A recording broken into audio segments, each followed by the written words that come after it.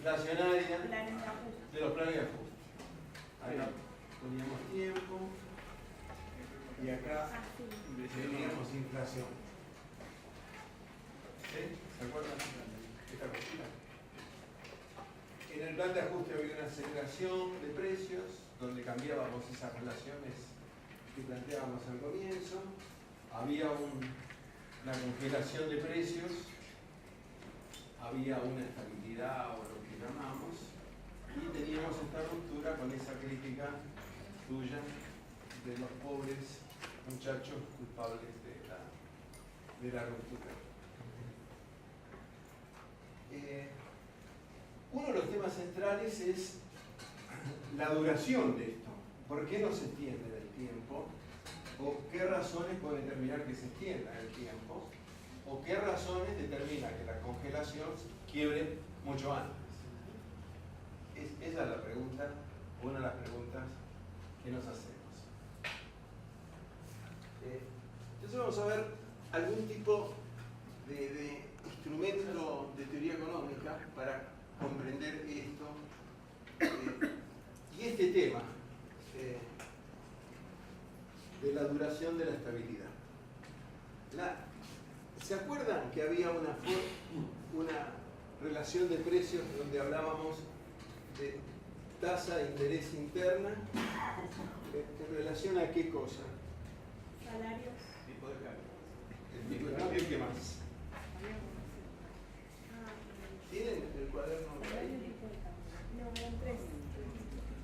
¿No se acuerdan? Se lo tengo que decir. Tiempo de cambio y tasa de interés esperada. Externa. La tasa de interés externa más la devaluación esperada, o lo que ahora podemos llamar riesgo país. Esto es el riesgo país. Y esto poníamos como signo un mayor, ¿no es cierto? O sea, teníamos que entregar una tasa de interés mayor que la tasa de interés externa, más el riesgo devaluatorio de la posibilidad de devaluación. ¿Para qué cosa? ¿Para que ingrese qué? Divisas. Para que ingresen divisas. O sea, con esta relación hay incremento de divisas. ¿Sí? Acá hay dos precios que puede manejar la política económica interna en esta fórmula, ¿sí? Que es la tasa de interés interna y el ritmo devaluatorio, la tasa de evaluación, porque la tasa de interés externa la definen por allá. Entonces, ¿cómo se estructura esta relación entre la tasa de interés interna y la tasa de evaluación? Ese es uno de los temas centrales en la economía. Y quizás es el eje básico de todas las economías. Si nosotros definiéramos acá tasa de interés interna y acá devaluación o el tipo de cambio, ¿sí? La tasa de interés, ¿manejan este tipo de grafiquitas? ¿De gráficos? Sí, más o menos. Para acá sube la tasa, ¿sí? Tasas de interés mayores, y para acá aumenta la devaluación, o sea, 1 peso por dólar, 2 pesos por dólar, 3 pesos por dólar, 4 pesos por dólar, y así para allá. ¿Ok? En economía es importante diferenciar cuál es la variable dependiente y cuál es la variable independiente. ¿Qué significa eso? ¿De quién depende una de las dos variables? ¿Sí? Y en este caso, esta va a estar en función de esta. O sea, yo como política económica, o sea, la autoridad económica, va a mover la tasa de interés. ¿Sí? La tasa de interés interna. Por ejemplo, aumenta la tasa de interés interna. ¿Qué ocurre si aumenta la tasa de interés interna acá? ¿Qué logra la autoridad económica aumentando la tasa de interés interna en relación a los uruguayos? Llegan divisas. Si llegan divisas, ¿qué va a pasar acá? En este eje. va a bajar el dólar. Entonces, cuando sube esto, reducimos la tasa de devaluación. ¿Sí? ¿Cómo es la forma de la curva entonces?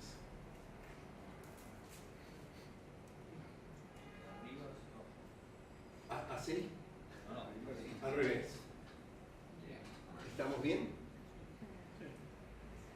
¿Qué decíamos acá como idea central? Primera, que acá había dos precios que quebraban, ¿no es cierto? El primer precio que quebraba, siempre por los planes marcan esto, es el salario.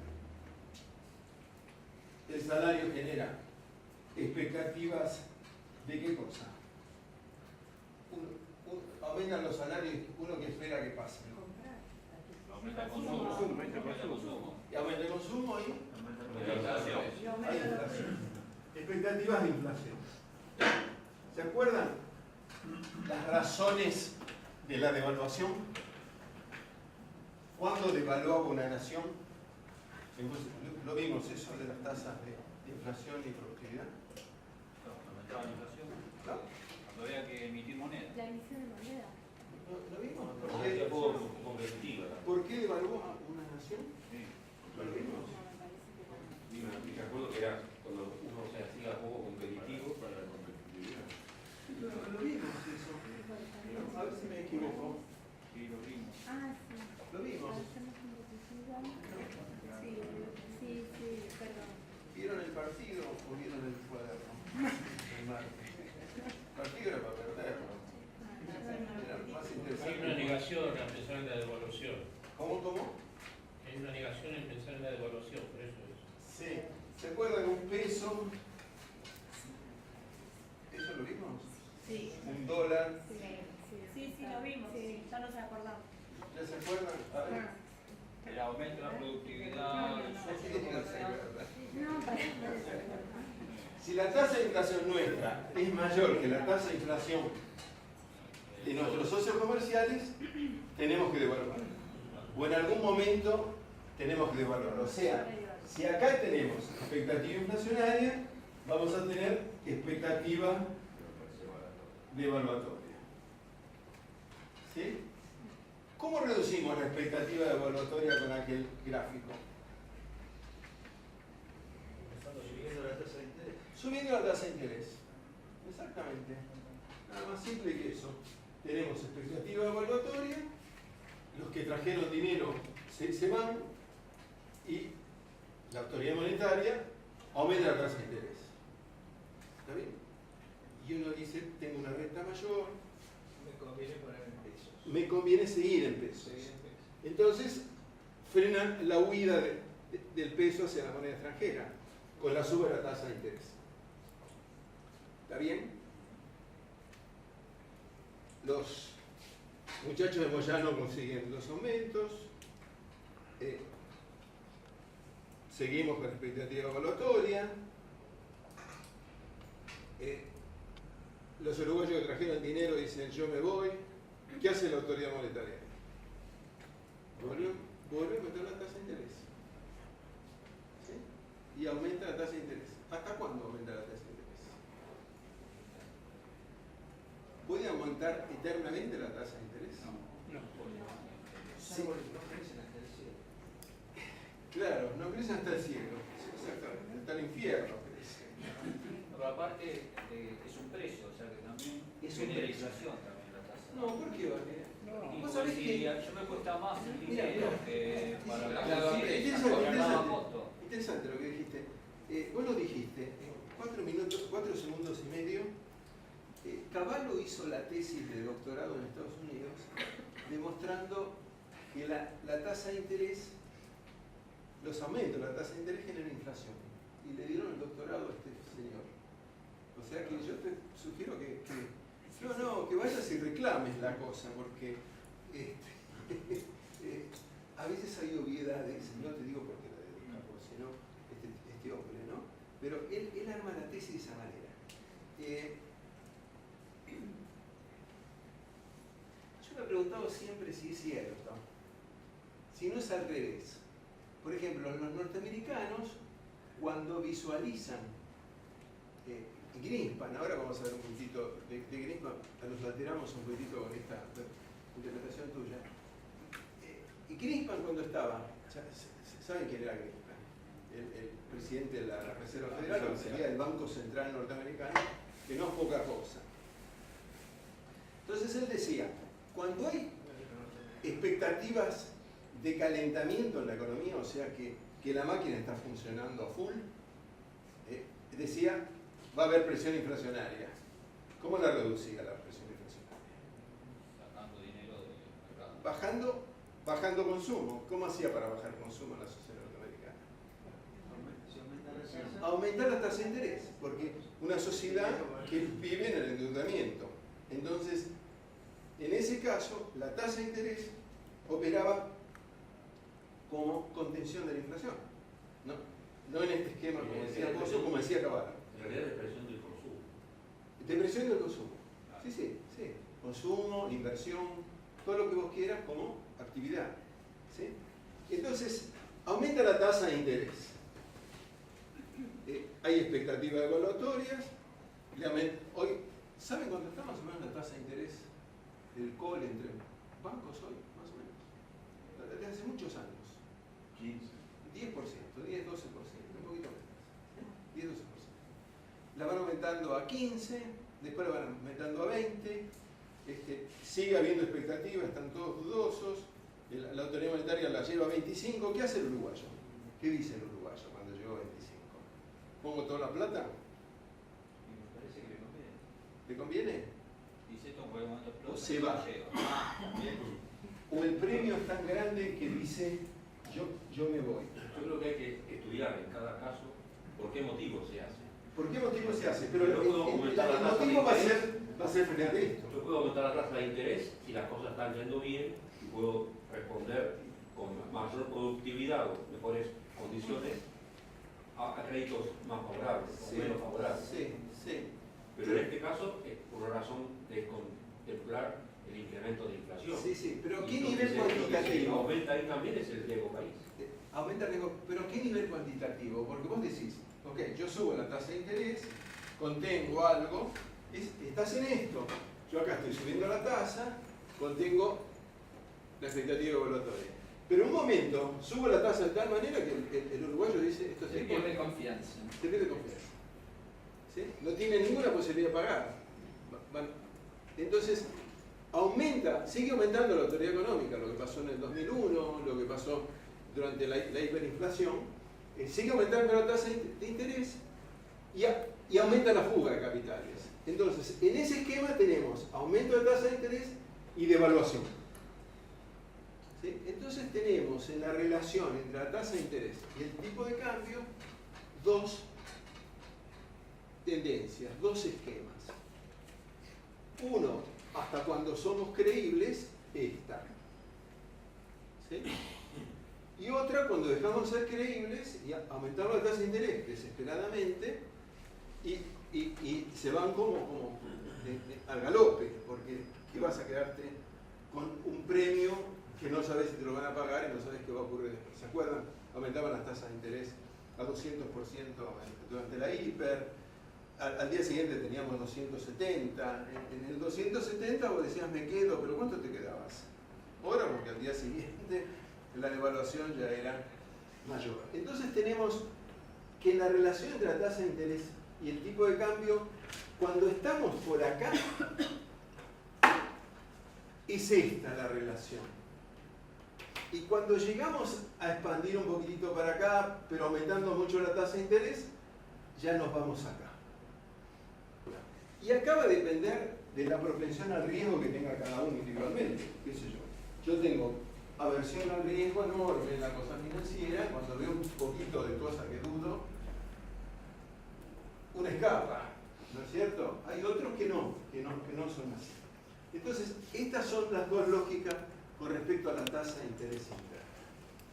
¿Sí? Entonces, ahora viene el tema de hoy, que es, ¿qué ocurre con estos dos esquemas?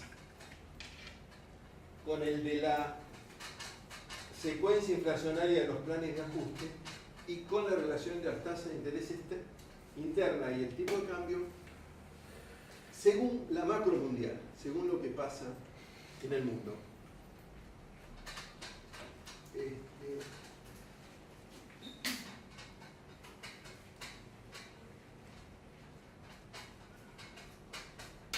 ¿Alguien escuchó?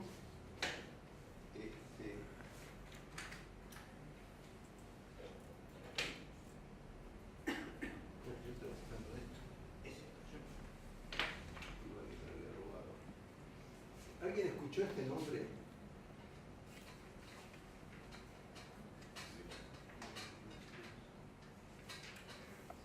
¿Alguien escuchó eso? El kiosquero de esquina, ¿qué cosa es? Fue donde se diseñó el sistema financiero mundial durante la Segunda Guerra Mundial. Al terminar la Segunda Guerra Mundial, exactamente. Bretton Woods es una ciudad norteamericana del centro de Estados Unidos. Debe ser una ciudad bonita. Woods, ¿saben lo que es? Madera o bosques.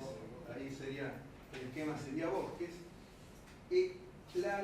Bretton Woods se formaron en julio del 44 y se formó ¿cómo se llama? La conferencia esta en julio del 44, porque yo había nacido fin de junio del 44 y en homenaje a mí como celebraba el mundo esa reunión. No está mal. Por eso después exitoso economista que me llaman para las cuentas. para las cuentas. En julio del 44 se forma esta conferencia. En ese momento estaba el mundo como en disputa las hegemonías mundiales, las hegemonías económicas. Básicamente, acá va a ocurrir la pérdida de hegemonía inglesa o británica, y va a comenzar la hegemonía norteamericana por mucho tiempo, y esperamos que sea varios siglos más. Es después de Dunkerque, claro. Después de Dunkerque. ¿Sí? O sea, cuando ya los aliados estaban seguros de que la cosa era para ellos. Y acá se juntan, por Inglaterra estaba Keynes, nada más ni nada menos, el que plantea va a plantear una línea Keynes, la línea británica, y después va a estar un tal White, que es el norteamericano, que era, creo que secretario del Departamento de Estado, algo por el estilo, pero era el segundo ahí. Y en Bretton Woods se conforma el sistema económico mundial que va a durar hasta agosto del 71. ¿Sí? Acá me casé y dijeron, rompemos todos estos acuerdos por la locura esa del casamiento.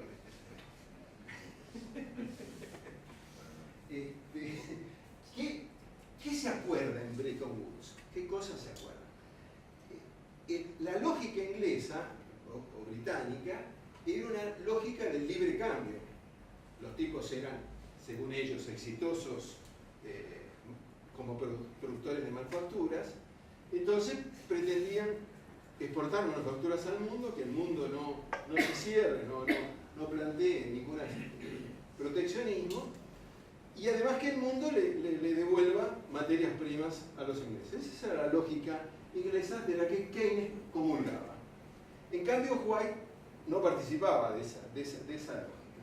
Entonces, termina, obviamente, en el esquema predominando los de White, y se conforma en Bretton Woods dos bloques de temas absolutamente relevantes. El primer bloque de temas, es institucional. ¿Qué se funda o conforma en Bretton Woods? A ver si alguien se acuerda. Tres instituciones. La ONU. No, la ONU es absolutamente irrelevante. El Fondo Monetario. El primer institución es el Fondo Monetario. ¿Qué planteaba el Fondo Monetario? Perdón, no qué planteaba el Fondo. ¿Por qué se crea el Fondo y con qué lógica se crea el Fondo Monetario? ellos decían que si una nación tiene déficit comercial y aplica proteccionismo o restricción a las importaciones, ¿a quién perjudica? Al que vende. O sea, ellos decían, si alguien tiene déficit comerciales y aplica proteccionismo, transfiere o transmite la crisis hacia el exterior y derrama su crisis hacia el exterior. Entonces decía, el rol del Fondo Monetario es precisamente impedir eso, que las naciones que tienen déficit, llegan los señoritos del fondo, les hacen un plan, un plan de recomposición, y un plan de inversiones, de modo de, sin hacer restricción al comercio, salir de la crisis. Entonces, para eso se forma el segundo organismo, que por ahí lo mencionaban, que es el Banco Mundial. ¿Cuál es el rol? ¿Cuál es el rol? Sí, todavía las cartas orgánicas, esas cosas, siguen estando iguales o parecidas del Banco Mundial. Los programas que planteaba el fondo como recomposiciones en las naciones que estaban con dificultades, los financiaba el Banco Mundial. Era como el organismo financiador de la salida de las crisis de las naciones con dificultad en el comercio. Y el tercer organismo, que este es el que planteaba Keynes, y que termina creándose de manera difusa, ¿cuál puede ser? Tenemos uno con la macro, es el fondo, con la macro de las naciones, el otro es con la inversión, y el otro, ¿a quién le interesaba? Inglaterra, que habíamos dicho al Congreso. El comercio. Exactamente, la Organización Mundial de Comercio, que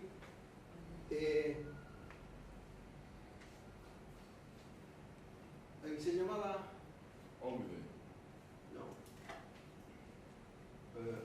bueno, no importa cómo se llamaba, pero era esto.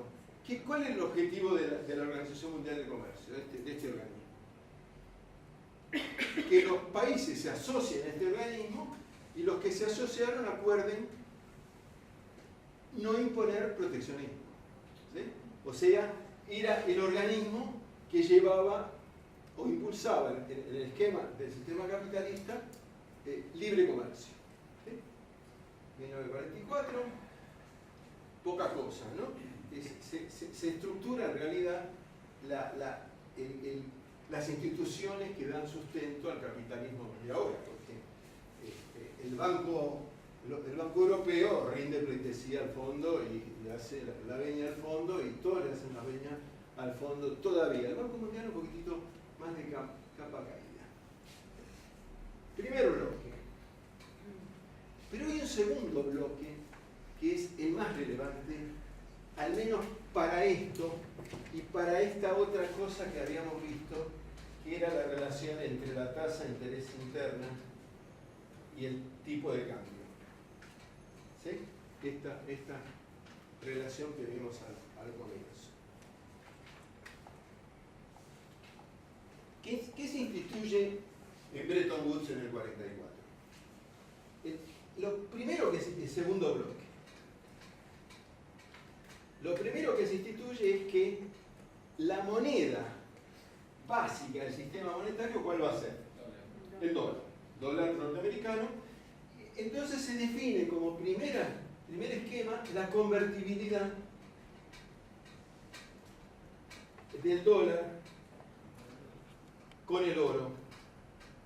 ¿Sí? Ahí estaba viendo la foto del turquito, él estuvo en Bretton Woods con Cavallo, y son los que impusieron la convertibilidad a los norteamericanos. No sé por qué está esa foto del turquito ahí. Además está con su gato intacto, ¿no?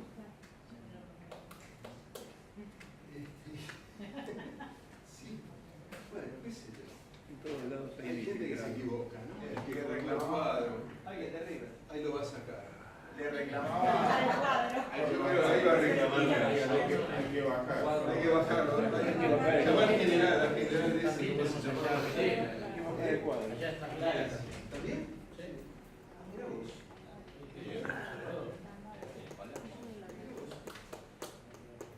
Está sorprende. Qué bárbaro. Bueno, sigamos con esto porque es más interesante. La convertibilidad del dólar con el oro. Y se fija 35 dólares la onza, que no sé qué cosa es. ¿Eh? ¿Cuántos anillos hace? 31 gramos. ¿Eh? ¿Gramos? ¿Gramos? 31 gramos. No sé, 20 y pico de gramos. No, 31. 31 gramos. Ah, mirá vos. 31. ¿Cuánto está la onza ahora? 1800. No, llegó a 1800. 1300. 1300, 1350, vamos a poner 1300. Alguna devaluación norteamericana hubo, indudablemente, desde el, ¿cómo se llama? Desde el 44 o desde el 71 hasta acá, porque esto va a durar hasta el 71. O sea, la emisión de dólares va a estar en función de qué cosa? De la disponibilidad de oro, de las reservas de oro, el concepto de la convertibilidad. El primer concepto. El segundo concepto que se define allá es de qué depende o de qué dependen las paridades de las otras monedas. El yen, el marco, que van a ser las perdedoras, la libra esterlina, poca cosa, la libra esterlina va a quedar subordinada al dólar. Entonces, todas las demás entran en una relación fija e inamovible con respecto al dólar. ¿Sí? Si es fija e inamovible, ¿qué significa? Los oros no existen. ¿Por qué? ¿Qué hace Soros? Arbitra entre una manera. Ve que está por aumentar la lira italiana o perdiendo valor, sale o compra y juega con la diferencial de la tasa de interés. De las tasas de devaluación. Entonces, que las demás estén ligadas en una relación fija y estable con el dólar significa que ¿va a haber o no va a haber especulación? No va a haber especulación. Primer elemento básico de Bretton Woods es que comienza a crear un sistema económico donde margina la especulación financiera. ¿Sí? Como primer ejemplo. Segundo o tercera lógica. Dice las tasas de interés de los países. ¿Sí? Las tasas de interés. Si una nación aumenta la tasa de interés, ¿qué le pasa al vecino? Pierde fondos porque la gente va y pone plata en donde aumentará la tasa de interés. ¿Ok? El que no aumenta la tasa de interés, ¿qué va a hacer en ese caso? La sube. Cuando este la sube, este dice no me viene plata, ¿qué hace? Y empezás en una lógica absurda. Entonces dice, consensuamos tasas de interés cuantitativamente bajas y estables entre las naciones, al menos en un margen muy acotado. Podría ser, no sé, yo ahí no conozco, no soy gran lector de esta cosa, pero si fuera 2%, podría ser de 2,1 a 1,9, pero en ese margen variaban las tasas de interés. No variaban más. Entonces las tasas de interés eran bajas cuantitativamente. Perdón.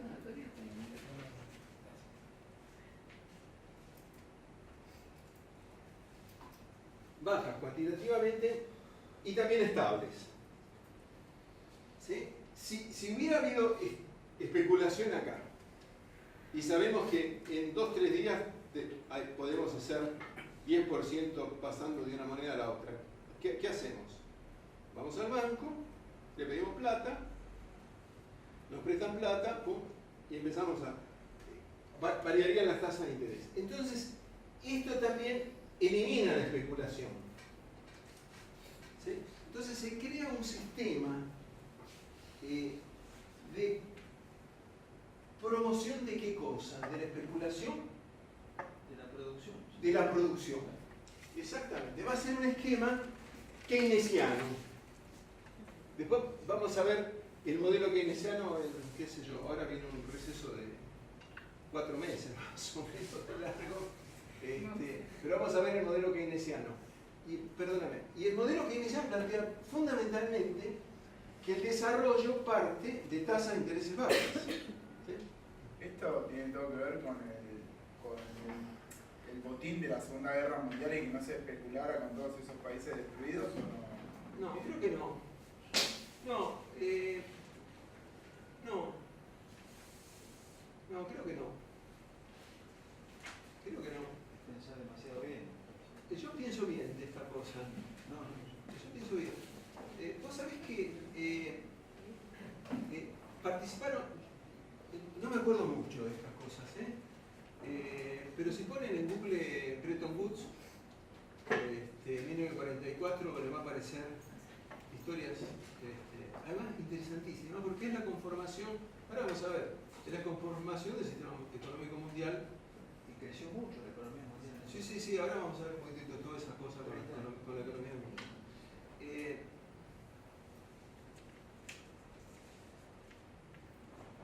En la búsqueda una vez encontré un artículo de un mexicano, un jovencito, de un chico mexicano. Y el artículo era: mi papá fue presidente de Bretton Woods.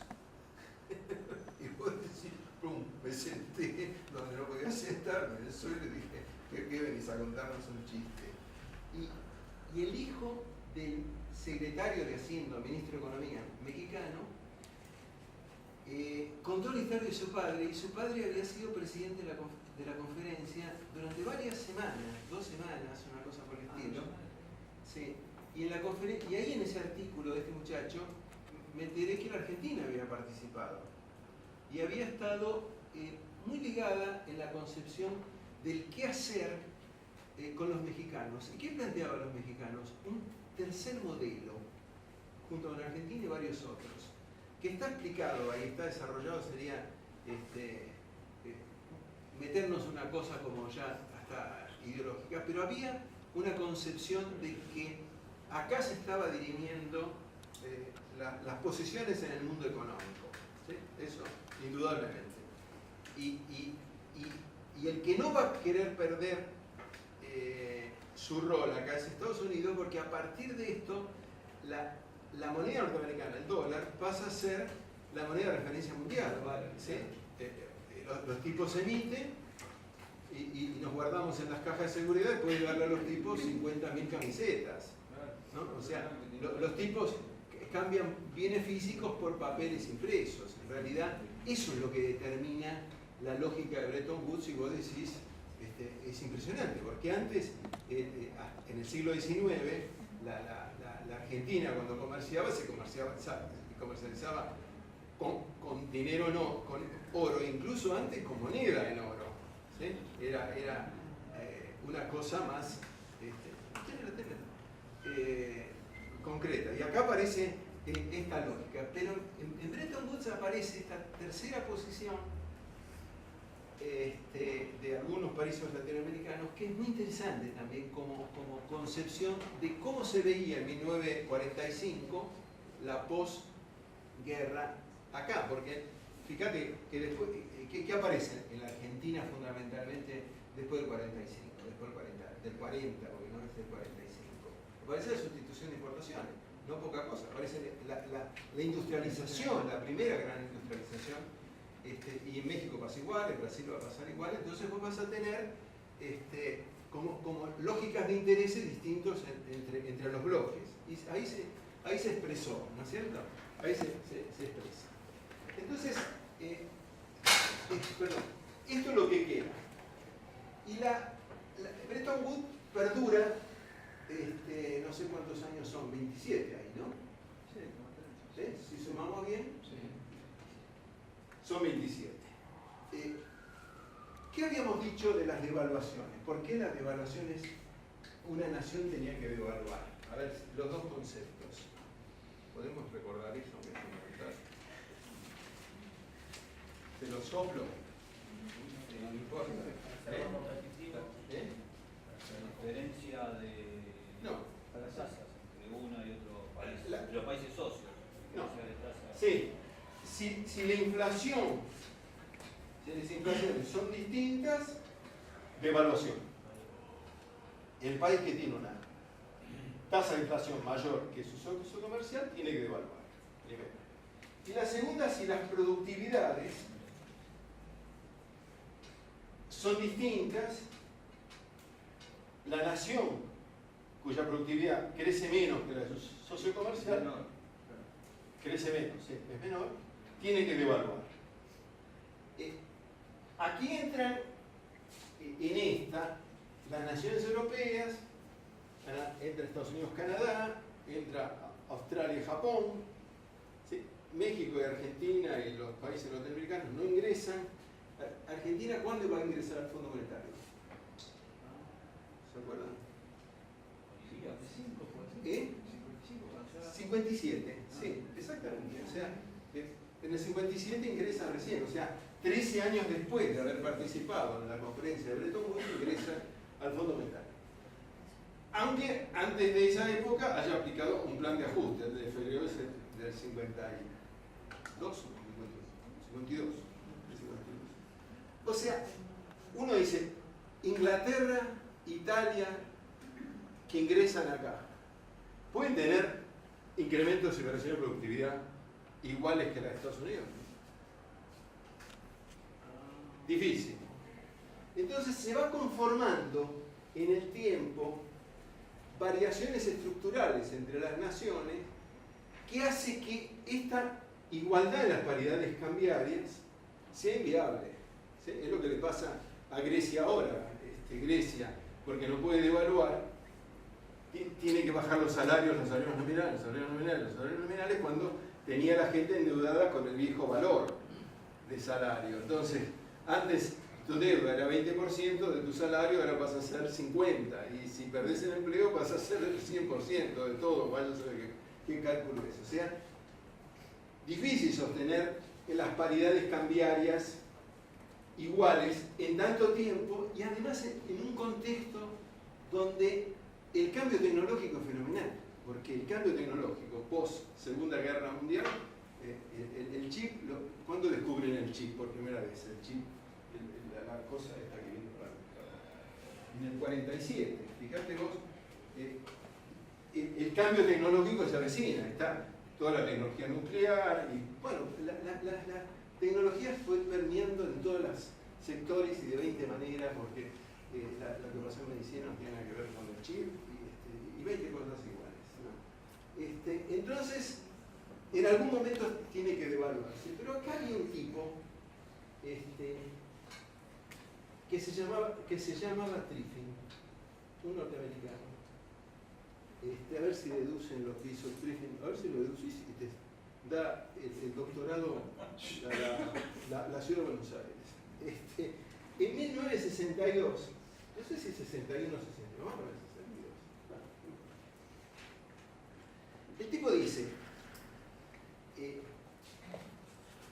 después del 44, las naciones comienzan a invertir. ¿Invertir para qué? Alemania, Inglaterra, Y para la reconstrucción. para la reconstrucción, exactamente. Dice, después del 45, todas las naciones invierten para la reconstrucción. Van invirtiendo y aparece el modelo keynesiano. Tasa de intereses bajas, ¿sí? Emisión monetaria cuando podemos, préstamo de los bancos estatales, además un impulso del Estado fenomenal con la lógica keynesiana. ¿Por qué? Para vehiculizar esta reconstrucción.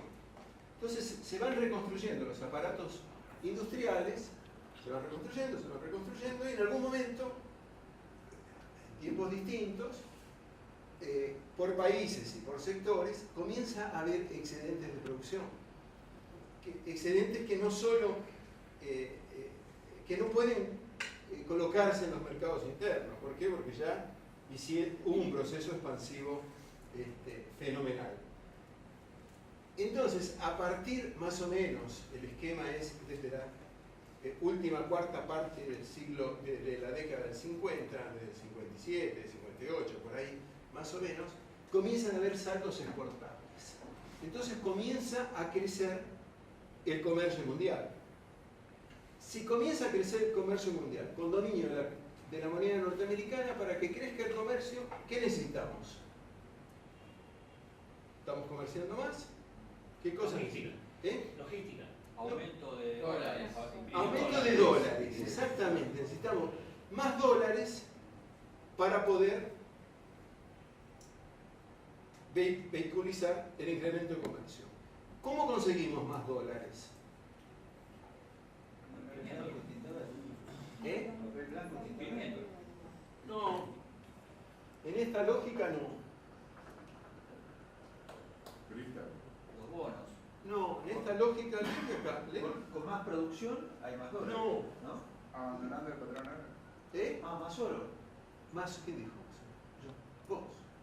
Los dos van a compartir el título de secundario ahora. Título de secundario. Más oro. Vos necesitas. Vas a Sudáfrica, claro. Vos necesitas, para incrementar la masa de dólares, necesitas oro. Si no, no estarías planteando la convertibilidad. ¿Ok? Entonces, Triffin, ¿qué dice? Dice, esto es un absurdo. Es un absurdo porque si nosotros comenzamos a tener saldos exportables y crecientes saldos exportables, y la naturaleza, por esas cosas fortuitas del Señor, hizo que no hubiera más oro, nosotros tenemos que cerrar las fábricas, lo mandamos todos a veranear a la playa, pero no hay que comer. Absurdo, dice. Dice, de esto tenemos que salir. Plantea Triffin en el 62. Comencemos a mentir. Comencemos a mentir. Exactamente, pero comenzamos a mentir, después vamos a verlo desde el 43. Desde el Continuemos 44. mintiendo. Digo, no hay oro en el mundo que respalde tanta emisión de dólares. Claro, pero no importa la emisión de dólares, importa el mentir, porque es la base del poder. Es la base del poder. Cuando el marido le miente a la señora, la base del poder es ese. Cuando la señora le miente al marido, la base del poder también es eso. La mentira es, en alguna medida, poder, porque si no, el otro le pega una patada, una cachetada y lo saca. Cuando no lo puedes hacer, es poder. Y Estados Unidos va a hacer eso. Estados Unidos va a emitir y todos ¿qué van a hacer? Se van a esconder. ¿Sí? Ahora vamos a ver un poquitito ese tema que es fundamental. ¿Eh? ¿Cómo? No, buenísimo. La base de la mentira es el poder. La base del poder es la mentira. Sí, el objetivo de la mentira es el poder. En ese sentido. Por eso, a medida que el poder. Y si, mirá si no lo vivimos en Argentina, cotidianamente lo vivimos además. Mirá si nos están mintiendo, el calor que hace en junio. Está de arriba, nos están mintiendo igualmente, estamos transpirando en mediados de junio. ¿Quién es el primero que sale acá de la convertibilidad? En el 65 sale Gran Bretaña, que es el que tiene la estructura más antigua, industrial, y qué sé yo, o sea, la que tiene un crecimiento de productividad inferior a todo, porque Alemania en la reconstrucción se modernizó. Japón se moderniza. Inglaterra, Londres y Coventry, algunos pedazos de Inglaterra donde lo bombardearon, pero el resto seguía Inglaterra sobre el carbón, ¿no es cierto? Entonces es el primero que sale. Y en el 71 se quiebra. Pero antes del 71, ¿quién era presidente de Francia en ese entonces? Charles de Gaulle. Charles de Gaulle, ¿qué era? General. Y además general ideológicamente nacionalista. ¿Sí? Un tipo que decía, viva la Francia, había peleado por esa cosa, y el tipo y su gente se dan cuenta de esto, de la mentira. ¿No? ¿Y qué dicen? Estados Unidos emitió a lo loco, y nosotros estamos con toda esta masa de papeles, ¿qué podemos hacer? Dice De Gaulle. Lo llaman por teléfono a Nixon, le dicen, flaquito, toma los papeles, dame el oro. ¿Y Nixon qué hace? No, el loro. Agarra el brazo y hace la seña del brazo guaranga 10 veces al día, mirando a los franceses. ¿Sí? Por videoconferencia, juntos, y juntos le hacía muecas más groseras todavía al pobre De Gaulle. Entonces, cuando ya no podía aguantar más, Nixon, ¿qué hace? Dice, eliminamos la convertibilidad. Agosto del 71. En agosto del 71 se elimina esto y se descubre la mentira. Se había emitido, no te digo que a lo loco, pero se había emitido más que, ¿sí? Cuando se quiebra esto también. Ya no hay más paridades cambiarias. Se van. Cuando ya no hay paridades cambiarias estables, todos buscan recomponerse en función de sus variaciones. ¿Sí? La especulación comienza 6 a 0. La especulación gana, entonces las tasas de interés comienzan a variar. ¿Sí? No es poca cosa esta situación. Cuando las tasas de interés de los mercados externos comienzan a variar cuantitativamente hacia arriba, ¿qué nos pasa con este esquema a nosotros en Argentina? Nosotros estábamos operando. Este esquema, ¿se acuerdan la formulita? Vamos de vuelta. Pérdida de confianza. No, para, no hay confianza. Más ritmo de maroto. Con la ruptura, antes de la ruptura de Bretton Woods, ¿cómo es esto? Antes de la ruptura. Estable. ¿Eh? Es estable. Bajas y estables. Baja y estable. Bajas y estables. O sea, yo puedo, Argentina, Brasil, México, posicionar las tasas un poquitito por arriba, construir la diferencial y tengo movimiento de capitales hacia nosotros.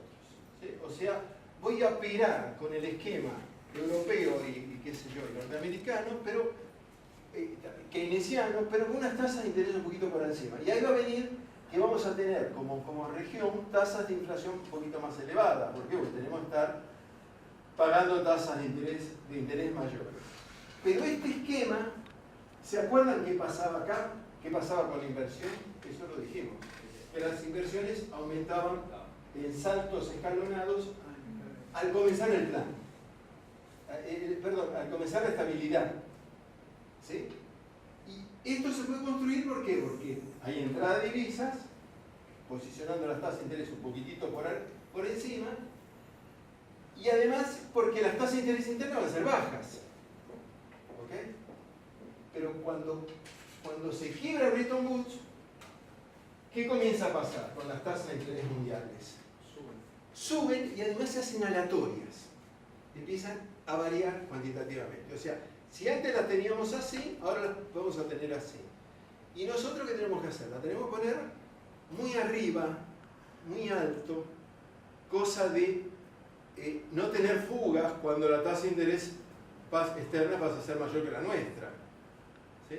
Entonces, lo que antes ocurría... La tasa de interés de cualquier país. De estos países. Porque a Brasil le pasa igual, a los mexicanos le pasa igual. De los países que van a conformar después el grupo Los 7. Ahora vamos a ver un poquito de eso. El de los 7. A ver, ¿dónde estamos? Acá. ¿Se viene al fondo? Si no, dibujo esto acá.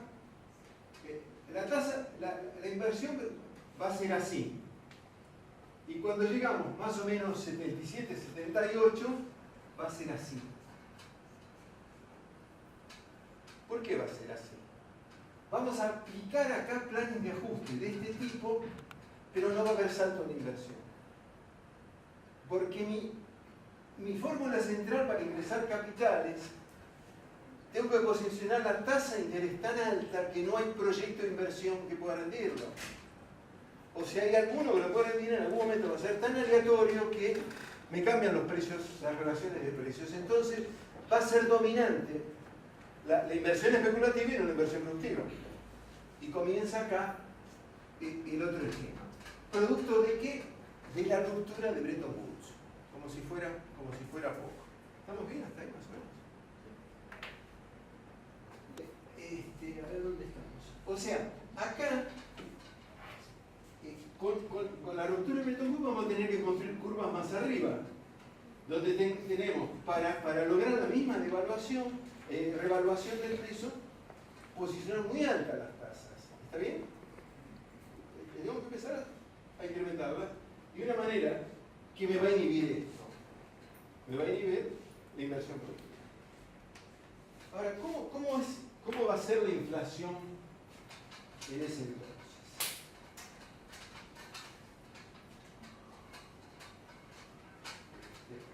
¿Cómo?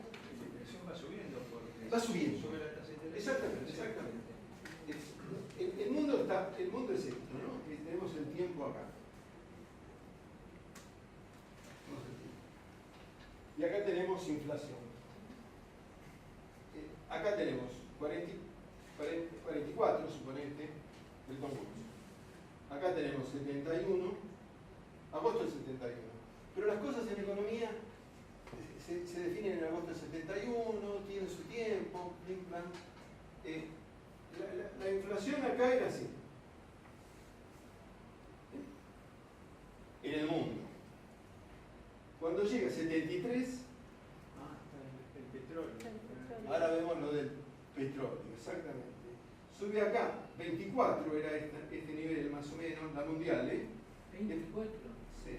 Después de tener una tasa de inflación de 2, de 3, a 24, ¿hasta cuánto? Hasta 87. Y después, más abajo, esta de acá, ¿sí? La de ahora. Esa es la inflación mundial. ¿Qué pasa acá? ¿Y por qué pasa esto acá? En el 87 se forma el grupo Los 7. ¿Sí? ¿Quiénes son el grupo Los 7? A ver si podemos... De naciones más desarrolladas. Vamos a deducir. Estados Estados Unidos, Unidos, Gran Bretaña, Alemania, Italia, Francia, Japón, Italia, Japón, queda uno. No, Rusia va a formar el grupo de los 8 después. Y los otros son los canadienses. ¿Sí? ¿Qué hace el grupo de los 7 en el 87? Quebró la bolsa de Estados Unidos también. Sí. Muy bien, lo tuyo. Eras especulador, todo. Siempre estás en eso, bien. Y si querés, después vamos a ver lo del 87, ¿por qué la crisis del 87? Pero no tiene nada que ver esto con esa crisis.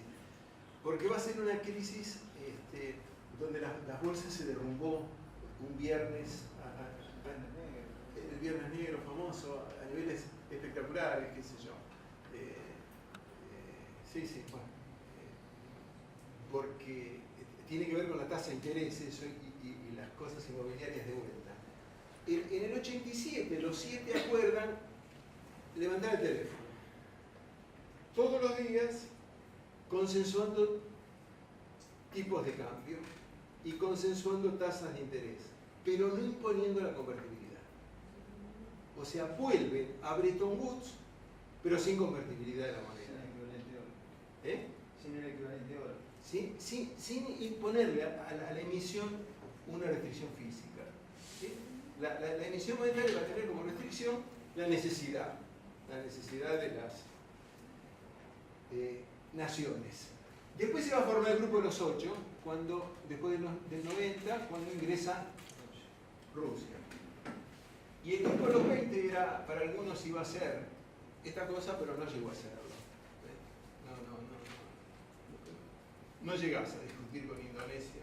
Indonesia no llega a discutir a los norteamericanos, no te digo Argentina. No llegan a discutir. ¿Por qué 73? y ahí viene, yo no creo en las teorías de las confabulaciones, pero son las que más me divierten. Cuando Aumenta el precio del petróleo. aumenta el precio del petróleo. ¿A partir de qué hecho?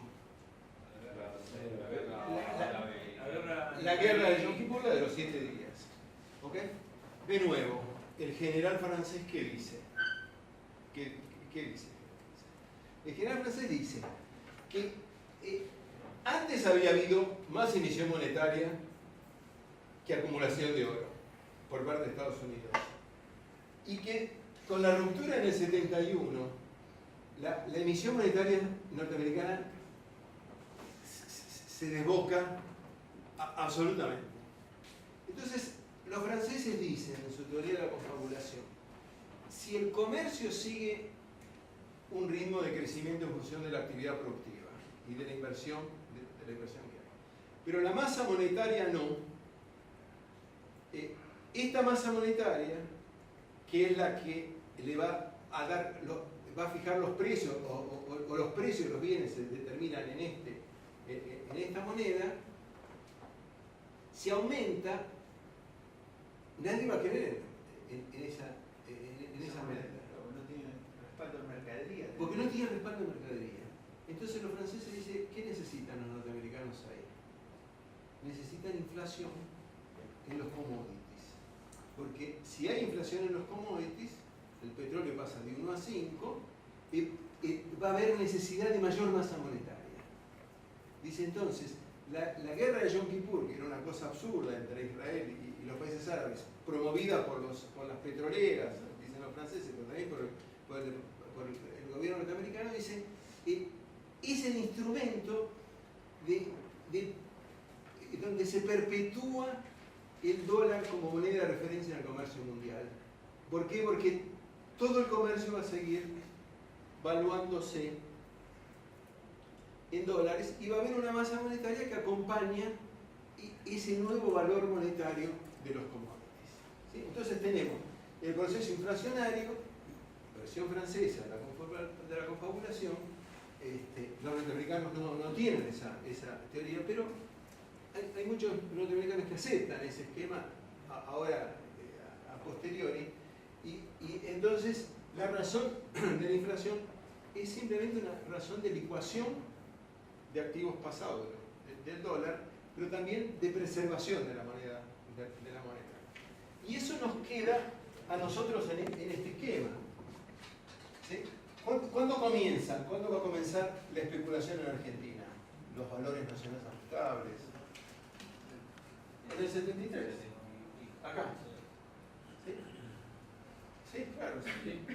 Acordate que es ahí. Cuando termina... 76 o 75. No, 75 ya la explosión de la especulación. Pero los valores ajustables, las nacionales ajustables son del 73. Los van, ¿sí? Sí, inclusive los contratos con... Sí, quizás levemente, pero masivamente son después. ¿Estamos bien hasta ahí? Entonces, vínculo entre el marco externo, el marco macro externo y nuestra lógica política económica es fundamental. ¿Sí? Se tocan como vasos comunicantes permanentes. Bueno, vamos ahora a seguir con este tema.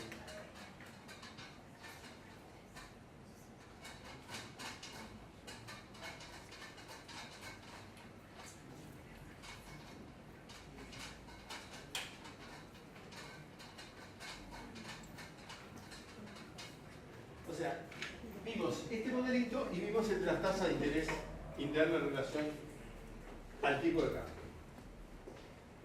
Hay otro modelo explicativo de este tiempo, de por qué se extiende o se acorta la estabilidad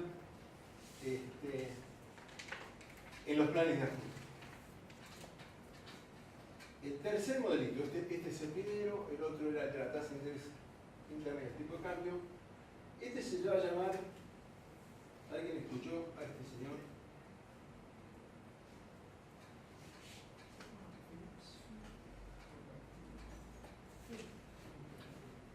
Gruber Phillips, ¿alguien escuchó? Macro. ¿Sí? ¿Cómo se escuchó? 8 meses. ¿Eh? Gruber Phillips. ¿Qué es la Gruber Phillips? Phillips era un economista de Nueva o historiador, no sé, economista o historiador, de Nueva Zelanda. Y al tipo se le ocurre quizás la cosa más obvia de la Tierra, que se le ocurre preguntar en el tiempo, ¿les molesta mucho que hagamos grafiquitos así? No. Yo creo que la cosa más sencilla.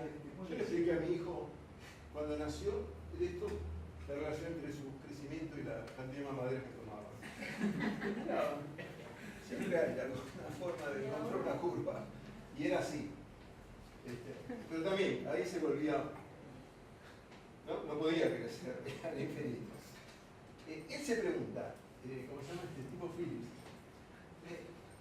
¿Qué relación hay entre el desempleo, cuando lean ¿cómo se llama? Los textos, se llama U. ¿Por qué se llama U desempleo? ¿Cómo se dice desempleo en inglés? Fuerte. Unemployment, de la U. ¿Sí? ¿Y qué relación tiene la tasa de variación de los salarios con la tasa de desempleo? Entonces dice salario puntito. ¿Qué significa salario puntito? Significa tasa de variación de los salarios. ¿Ok? ¿Qué relación puede haber? Cuando aumenta el empleo, o sea, cuando nos vamos para acá, ¿sí? Acá va a haber menos desempleo y acá va a haber más desempleo. ¿Estamos bien? Acá la tasa de aumento de salario es mayor cuando vamos hacia arriba y cuando vamos hacia acá la tasa de desempleo es mayor. ¿Qué relación hay entre las dos cosas? Más salario, menos desempleo. No, Salario es mayor. depende de acá.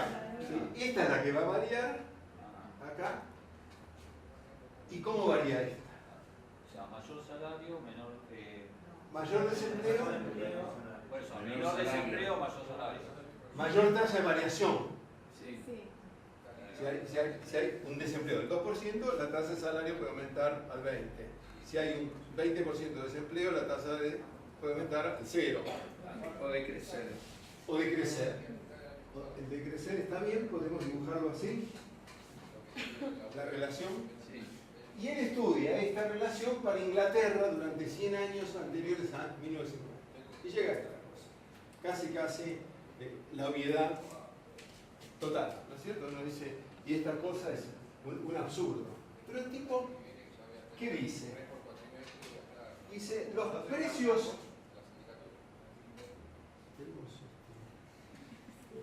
Los actores del otro día. Tenemos los precios de los bienes.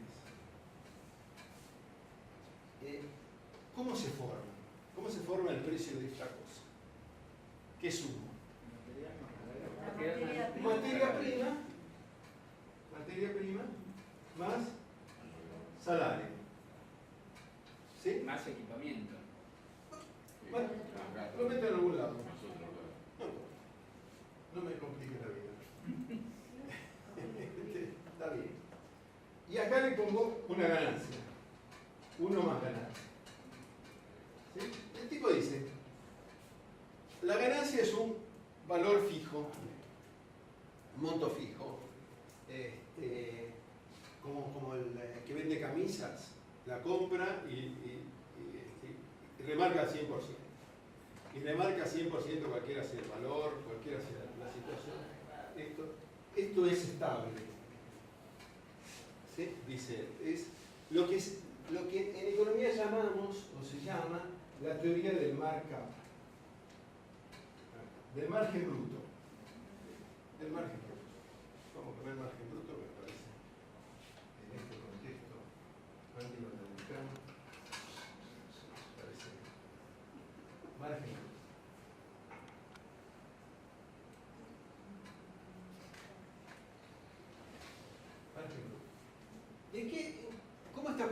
costo del precio de las materias primas.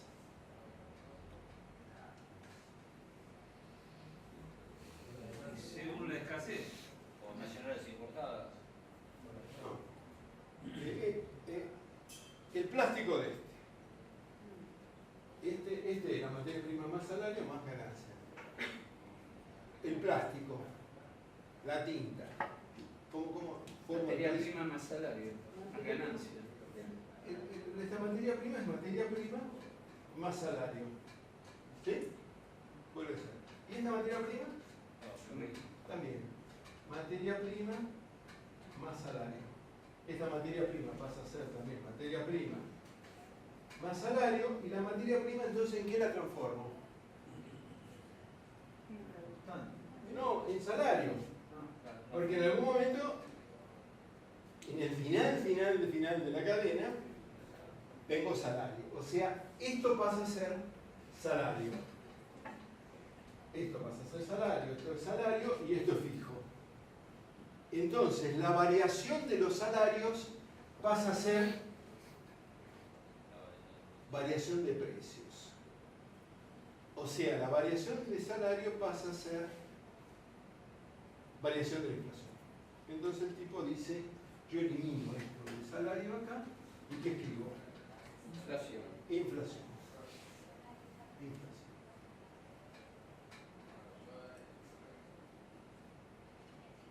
¿Sí?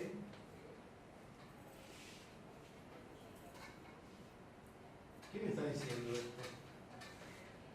¿Qué me está diciendo? Esa curva ahora.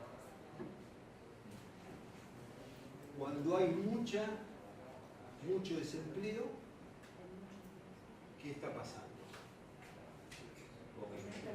Poca inflación.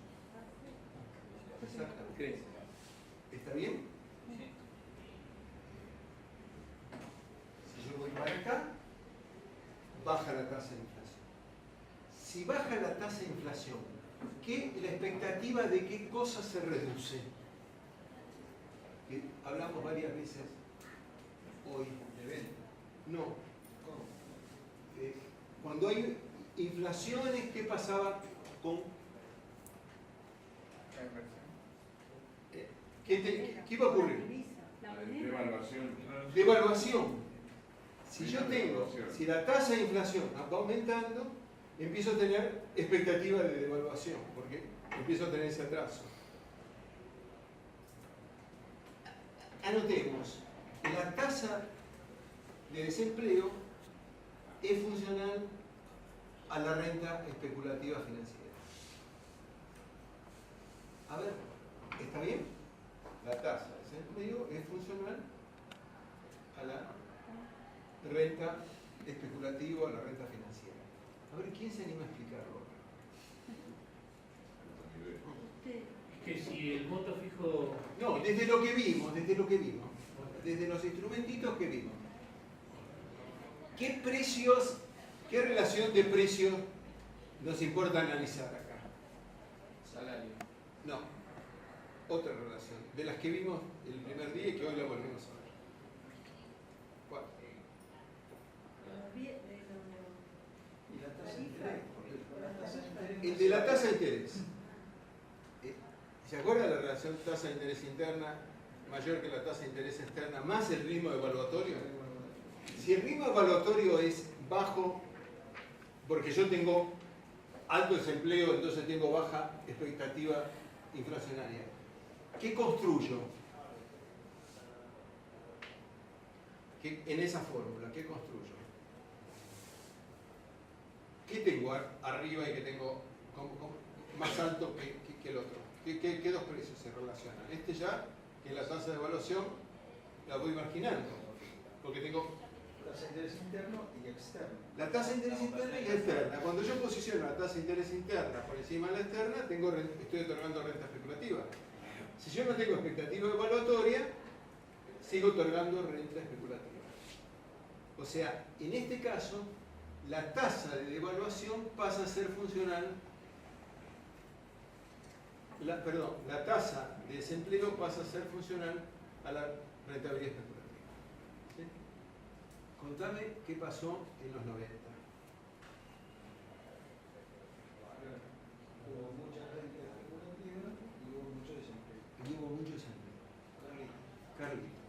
mucho desempleo y renta especulativa. ¿Por qué? Porque sostenés el tipo de cambio estable. ¿Sí? O sea, estás construyendo la renta especulativa desde acá. ¿Sí? ¿Está bien? Y vamos al último modelito. ¿Se entendió más o menos? ¿Sí? ¿Todos tienen ese libro que escribió Mario Oconco, Sí, ahí el ayudante de Vitelli?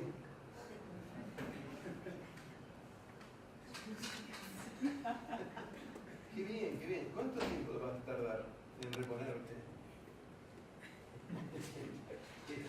Ahí hay un articulito que lo escribimos o lo escribí para las clases, que se llama 8 instrumentos para entender. Bueno, ahí todo lo que vamos a hacer en el curso está ahí. Al menos esta clase y la que viene. ¿Sí? O estas obras. ¿Está bien? Desde ahí leerlo. Y si no, el mejor instrumento es Google, que pasan por el Departamento de Estado norteamericano y ahí aprenden curva en fila. Cualquier duda le preguntamos a él. Le preguntan al Departamento de Estado que ya tiene tu dato. Snowden. Sí, exactamente. Cuarto instrumento. Fundamental instrumento este. Fundamental. La vida se entiende a partir de esto. Toda la vida. No hay nada que no se entienda a través del modelo que se llama de las dos brechas. Dos brechas. ¿Eh?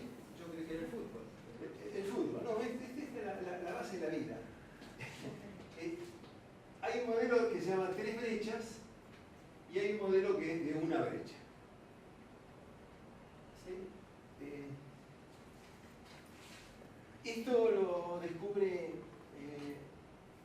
un argentino que se llama Oscar Brown, murió, pobrecito, y un norteamericano que se llama Richard Joy, y hoy lo usa el mundo. Y lo iba a decir descubierto, me queda feo, ¿no? Lo descubrieron, qué sé yo, a partir de Frondizi, del ciclo de Frondizi en el 59-62. Perdón, ¿cómo se llama, Tomás? Brown, Oscar Brown y Hoy. Y él decía no me Hoy cuando lo descubría el norteamericano y así salió me salió ahora mal chiste.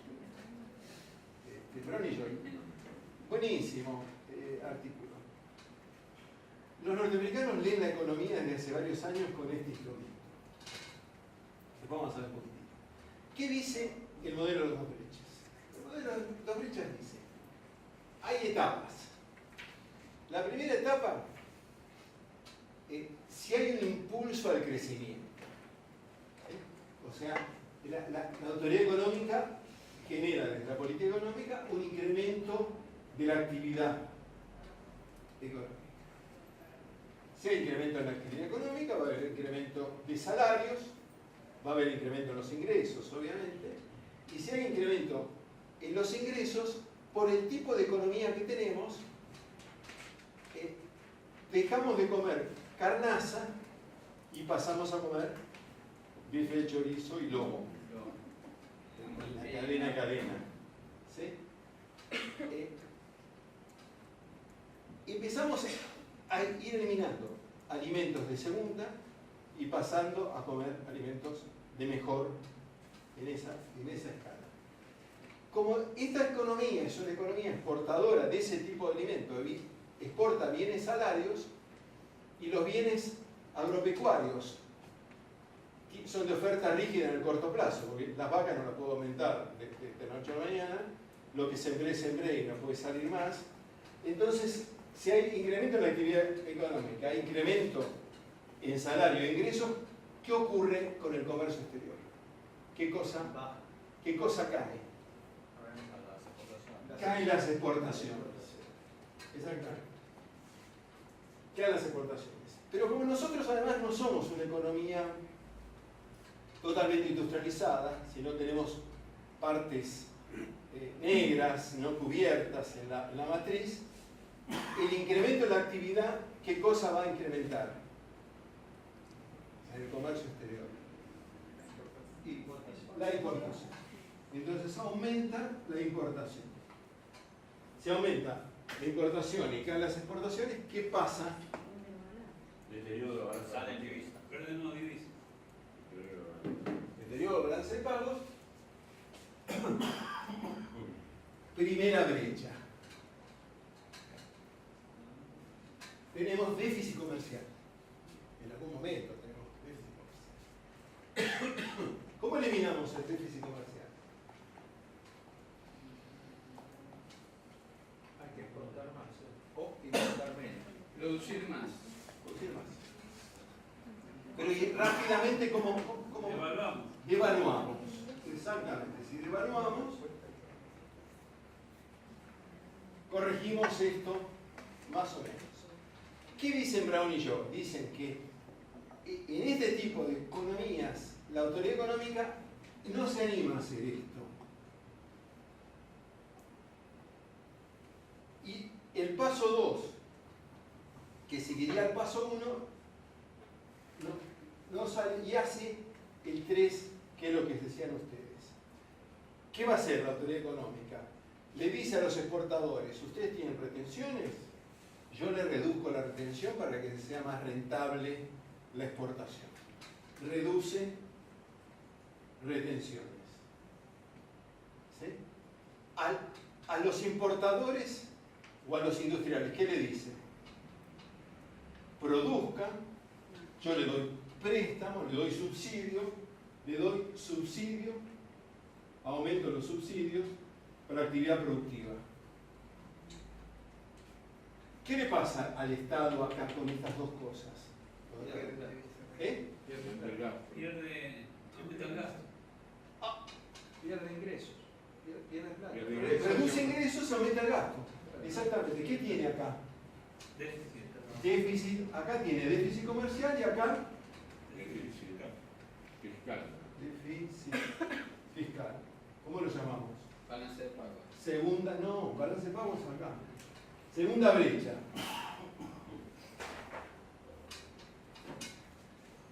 Las brechas paralelas, los déficits paralelos, que lo escuchamos y pasó a ser un tema relevante, los déficits gemelos.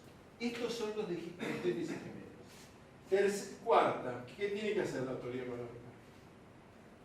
Hace 2. Acá no puede hacer otra cosa, porque si sigues acentuando esto, acentúa déficit fiscal, tiene que pedir plata afuera, para pedir plata afuera tiene que aumentar la tasa de interés, reduce. Se le complica todo, entonces viene devaluación. O inventan los sí. O sí, o claro, o exactamente, ¿eh? ¿Quién lo dijo? Sí, exactamente. Hace la devaluación. ¿Con la devaluación qué viene? Aumentan las divisas. Viene aumenta divisa, pero viene inflación. Estos modelos se llaman stop and go. En realidad no son stop and go, sino son go and stop. Porque, claro, primero viene el impulso, el crecimiento, después viene el parate, el stop acá. Las dos brechas. Después vamos a ver un poquitito la economía norteamericana. La economía norteamericana, desde la ruptura de Bretton Woods, opera con los dos déficits paralelos.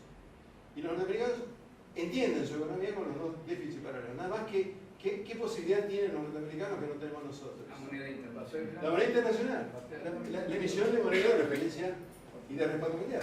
Entonces, ellos acá emiten, pagan. Acá emiten y cubren. Nosotros emitimos acá y emitimos acá. Por eso el serén para todos. Y nos vamos, exactamente, que es lo mismo, más o menos. Hay otra más. El mundo retiene divisas, tiene depositadas reservas en divisas, o sea que nosotros de una forma estamos también compartiendo la inflación de Estados Unidos. ¿Estamos? Compartiendo la inflación Por de Estados supuesto, Unidos. Estamos pagando la inflación de... Por supuesto, ese es el esquema. Sí, exactamente, sí. Hay una transferencia. Sí, ahora después lo vamos a ver en los. Exportación de inflación. Después lo vamos a ver cómo opera en la teoría económica este esquema. ¿Quién toma este modelo? Lo toma el Fondo Monetario, paradójicamente. Y el Fondo Monetario dice, esto es así. Pero hay una tercera brecha que acá no aparece y que es la brecha central. Ellos dicen, si hay aumento en el nivel de actividad y yo tengo reducción de los saldos exportables, ¿sí? Si yo tuviera capital, ¿qué estaría haciendo? Porque la reducción de los saldos exportables y la caída de las exportaciones significa que yo, negocios que tenía antes, le tengo que decir, no te puedo abastecer, pierdo un mercado. Entonces el fondo dice, si hubiera un mercado de capitales, nosotros recurrimos al mercado de capitales, hacemos la inversión para expansión de las exportaciones o de las producciones de exportaciones y la caída de los saldos exportables no es nada más ni nada menos que la expresión de negocios. ¿Sí? Porque yo tengo el negocio interno y el negocio externo, el negocio externo sigue siendo el mismo, el negocio interno crece, yo lo que necesito es incrementar el nivel de producción. ¿Qué pasa con el incremento de importaciones? Dicen lo mismo los tipos. ¿Qué significa que estamos incrementando importaciones? No, tenemos demanda en bienes que no podemos abastecerlo. Dice, ahí también tenemos negocios, dicen los tipos. Dice, si tenemos negocios y tuviéramos un mercado de capitales, no pasa a 3, no tenemos esto. Sustituimos importación. Claro, ¿por qué? Porque los tipos van al banco y le dicen, toma, acá tengo esta carpeta, mirá esta carpeta, acá la demanda de mis productos aumentó, y el banco te da la plata y vos haces la inversión. Entonces los tipos dicen, lo que falta en estos países es acá el mercado de capitales. Hay una brecha que la llaman la tercera brecha, que es la brecha de ahorro. De ahorro e inversión. Tercera brecha. Inteligentes los tipos, por eso ganan más que nosotros. La tercera brecha. Entonces dice, la tercera brecha, si tuviéramos un mercado de capitales, el 3 no pasa. ¿Sí? Y obviamente no vamos a llegar a todo. En realidad, si uno se pusiera a pensar, a General Motors le aumenta la demanda de autos en el mercado interno. ¿Qué hace General Motors? Fabrica más autos. Monta una nueva planta, fabrica más autos, pum, y Y tiene no le pide plata al ANSES. o le pide plata al ANSES, o le pide plata a Baez o a quien sea, y hace lo que sea. No importa. Pero el mercado de capitales es esto. ¿Sí? Entonces el fondo plantea la tercera brecha. Y después tenemos una brecha. Yo voy a hacer un chiste feo, no chiste, tómalo como un chiste. Lo planteó un argentino que planteó esto y un día cruzando por Belgrano, porque trabajaba, vio, que trabajaba en el Instituto de Itela, cruzando las vías y pensando en el modelo de una brecha que estaba construyendo, que había construido, lo pisó un tren al pobre. Este muchacho se llamaba Alfredo Canavese. Canavese. ¿Qué planteaba Canavese? ¿Y por qué la gente se puso contenta? Porque el tren atropelló a Canavese. Chiste, ¿eh? Vamos a hacer un chiste. Canavese decía que hay una sola brecha relevante. Dice, hasta los 50, más o menos, tomemos así como fechas, las cajas de jubilación eran superavitarias. ¿Sí? Superavitarias las cajas de jubilación. Las cajas de jubilación en manos del Estado, ¿qué hacía el Estado? ANSES. Recurría a los excedentes de las cajas de jubilaciones y formaba el Banco Industrial, hacía préstamos desde la caja de ahorro, de la Caja Nacional de Ahorro Postal. Entonces, el crecimiento y la sustitución de importaciones está vehiculizado por un sistema de jubilación excedentario y que no tenía costo para el Estado en realidad el entregar esos fondos. Dice, cuando la población comienza a envejecer, cuando la población comienza a tener mayor esperanza de vida, dice, las cajas de jubilación comienzan a ser deficitarias, versión cada vez.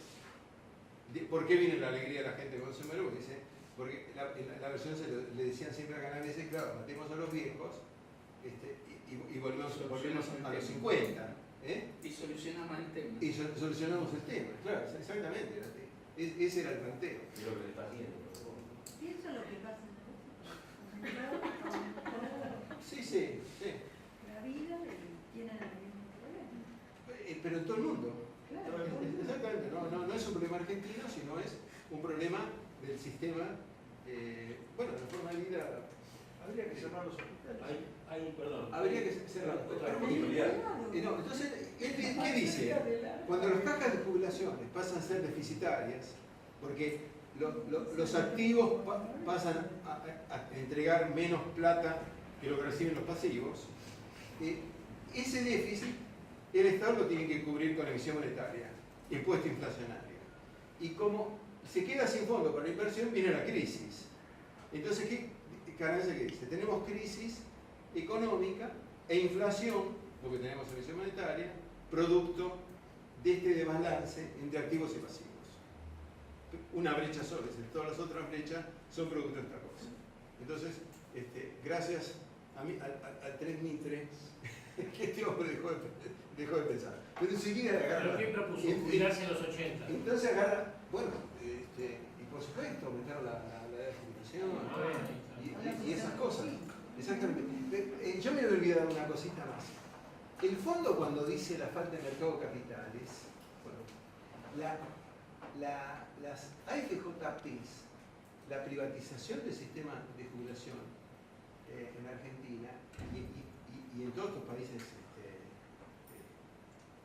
que aplicaron las AFJPs, se fundamentó en que se iba a construir un mercado de capitales. ¿Qué se dijo? O sea, esos fondos no van más al Estado y no lo van a usar más los políticos con criterios de política o de clientelismo, sino se va a formar un mercado de capitales. Y con el mercado de capitales se va a armar el tercer esquema, que es la tercera brecha. Ahorro e inversión. El de ahorro e inversión. Va a crecer el mercado donde los que necesitan van a ir acá y estos tienen esos fondos porque van acá. Entonces, se comienza a legitimar desde la teoría económica un negocio, porque en realidad era solamente un negocio. Y en el esquema de Canavese, en su esquema, a lo que le lleva es a decir, no aumentemos los impuestos. ¿Sí? Porque si aumenta, porque ¿cómo podemos suplir los déficits fiscales? Con otro ingreso. Entonces tenemos que aumentar los impuestos. Y en ese planteo, desde su ideología no entraba. Entraba, sí, en el esquema de bajemos los salarios o aumentemos la edad jubilatoria hasta que sea